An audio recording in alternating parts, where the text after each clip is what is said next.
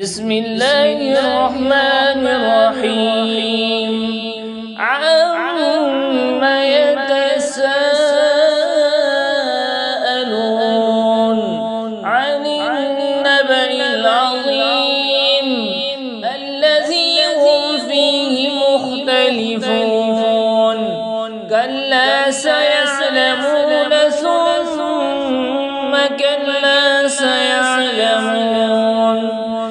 ألم نجعل الأرض مهادا والجبال أوتادا وخلقناكم أزواجا وجعلنا نومكم سباتا وجعلنا الليل لباسا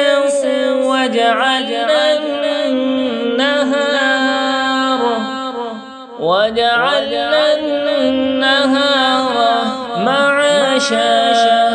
وبنينا فوقكم سبعا شدادا وجعلنا سراجا وهاجا وأنزلنا من المعصرات ماء ثجاجا لنخرج به حبا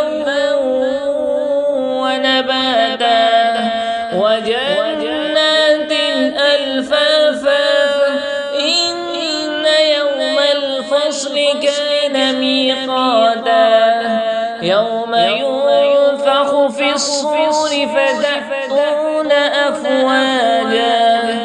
وفتحت السماء فكانت أبوابا وسيرت الجبال فكانت سرابا إن جهنم كانت مرصادا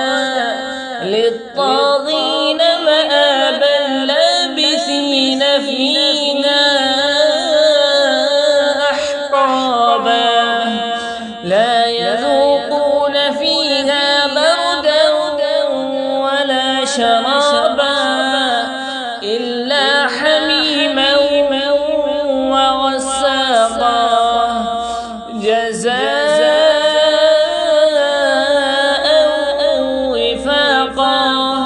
إنهم كانوا لا يرجون حسابا وكذبوا بآياتنا كذابا وكل شيء أحصيناه كتابا فذوقوا فلن نزيدكم إلا عذابا إن للمتقين مفازا حدائق وأعنابا وكواعب أترابا وكأسا دهاقا لا يسمعون فيها لغوا ولا كذابا جزاء من ربك عطاء حسابا رب السماوات والأرض وما بينهما الرحمن لا يملكون منه خطابا يوم يقوم الروح والملائكة صفا لا يتكلمون إلا من أذن له الرحمن وقال صوابا ذلك اليوم الحق فمن شاء اتخذ إلى ربه مآبا إنا أنذرناكم عذابا قريبا يوم ينظر المرء ما قدمت يداه ويقول